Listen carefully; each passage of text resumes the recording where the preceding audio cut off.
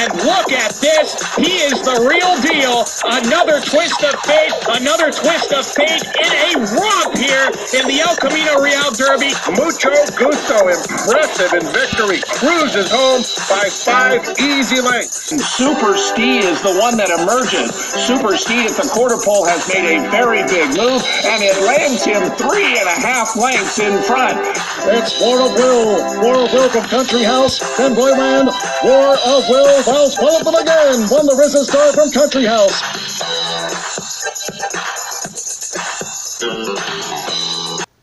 The Risen Star, $400,000, 50 points on the line, 8.5 furlongs, grade 2, and in New Orleans at the fairgrounds. Had a full field, about 13 horses in here, a number of interesting prospects, including Country House, trained by Bill Mott. You had Royland from the Tom Amos barn. You had another horse that was getting a lot of buzz named Owendale, lightly raced but talented, out of the Brad Cox barn. Of course, the trainer of Monomoy Girl, the 3-year-old filly champion. Brett Calhoun, who recently just scored his 3,000th win as a trainer, and congratulations to Brett Calhoun for stepping into elite company with that 3,000th win. He had a horse in this Risen Star by the name of Mr. Money, a horse that you may have heard about in 2018 with some proven back class on the turf. He was in this race, and there were a number of other horses. Steve Asmussen had Limonite in here.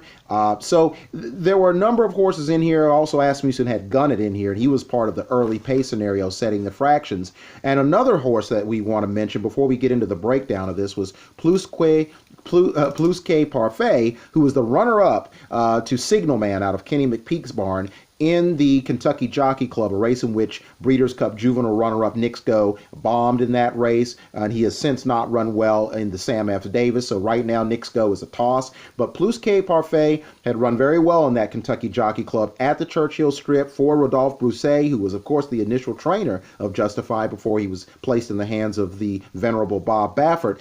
And so, with that being said, War of Will, trained by Mark Casse, the winner of the Lecomte Stakes, was coming in just like Instilled Regard in 2018 as the hot horse. And remember, Instilled Regard in the early Derby dozen for Steve Haskin and some of the other handicappers was the number 1. Then he disappointed in that 4th place finish in the Risen Star, which was won by Bravazzo, which is the last time Bravazzo has been in the winner's circle. As you know, he's been one of the top 3-year-olds of 2018, recently finished 4th in the Pegasus World Cup Invitational.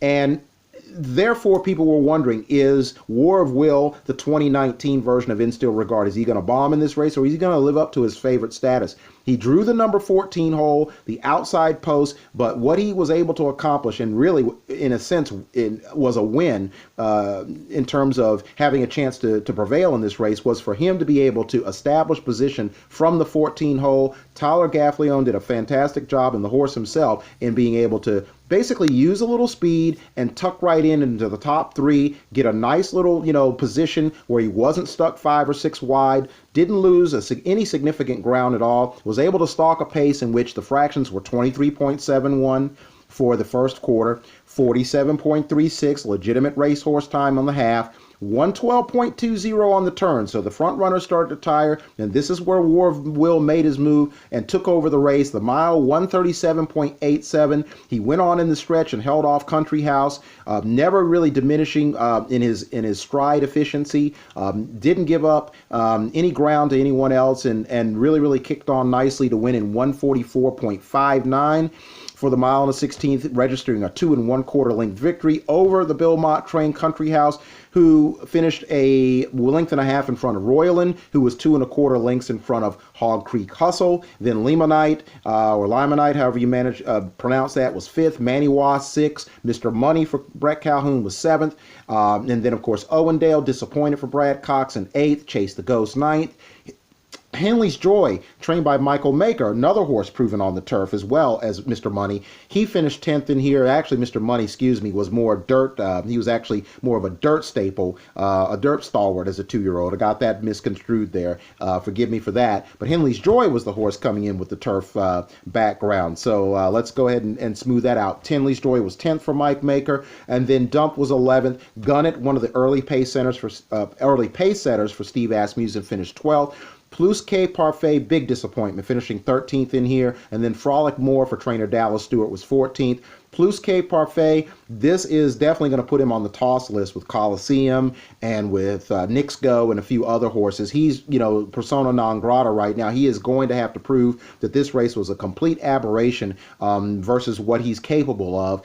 Whether he got a bad trip or not, everyone's going to have to do a little reviewing on his tape if he decides to stay for the Louisiana Derby or find another prep. People are going to have to look back and say, well, why would he be given another chance? And obviously there's something that went on with him, or maybe he just simply got outrun by 12 other horses. It could be just as simple as that. He's not fast enough. But, I think there's a little bit more hope that he's a better horse than that for those who think he has any intrinsic value off the Kentucky Jockey Club. But let's go back, as Lucian Lauren would once say, give me the bad news first and then we can chase it with the good. And the good happens to lie with the horses that ran very well in here. War of Will, again, showing that tactical talent to be able to get over in a nice position from the worst hole that you can get. Now, in the Kentucky Derby, if he can make it there, if he can do what he's expected to do in the Louisiana Derby, which Mark Casse is targeted for his next start right there at Louisiana, same bat channel, same bat time, and in this case, same racetrack, same situation, longer distance.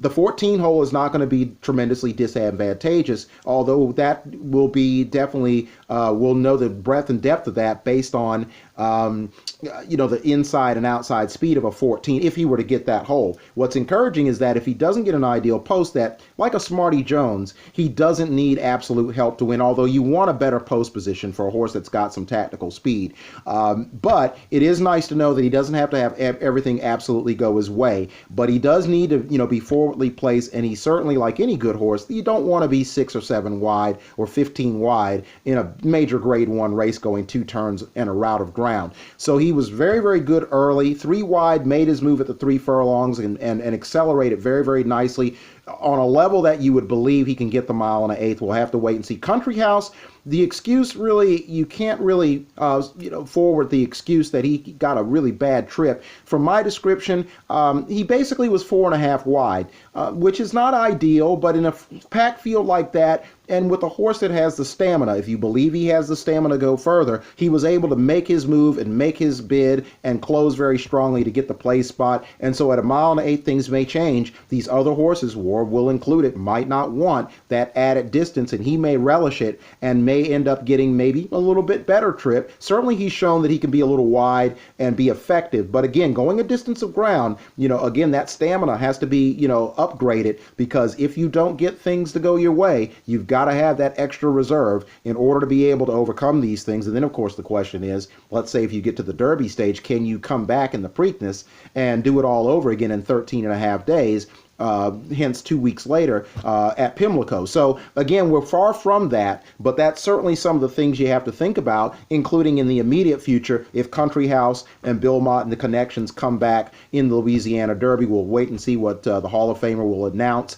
as to whether he'll ship out and go to Arkansas or whether he slots into something in New York or Kentucky. My guess is going to be maybe the Florida Derby or the Louisiana Derby are going to be in play, but it very well could be, might get a little time, and it could be one of those aforementioned races in Kentucky or New York or something like that, or the Arkansas Derby. We'll just have to wait and see. But he ran a really nice race in a field in which there are going to be contention. They're going to be explanations made by trainers and jockeys. We didn't get the right trip. But again, when your horse is too slow, doesn't matter what kind of trip you get. If you don't have the afterburners and you don't have the mock speed, it's pointless as to, to make that a legitimate case. But some of these horses are going to come back because, as Charles C. Canty once said, horsemen are notoriously skeptical, and they're going to try War of Will again, whether it be some of these horses in here. And I think it could be argued that there's a good chance that with a little more money on the line, the added distance, that generally about half of these horses are going to funnel back into the Louisiana Derby.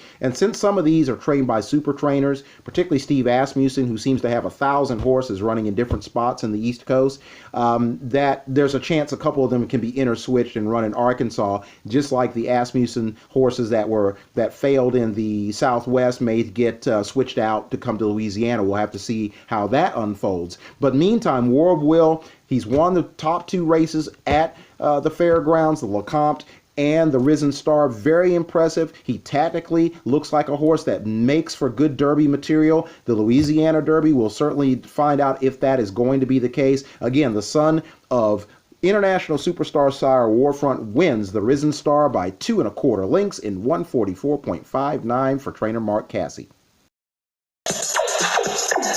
3/4 in 1 minute 12.20 seconds. It's War of Will coming down to the final furlong, staying on his country house. The dump had to take up off of heels. Charging on the outside, Hog Creek Hustle. They come inside the final 16th. It's War of Will, chased home by Country House. Past the 16th, it's War of Will. War of Will from Country House. Then Royland, War of Will. Wells, one of them again. Won the Risen Star from Country House.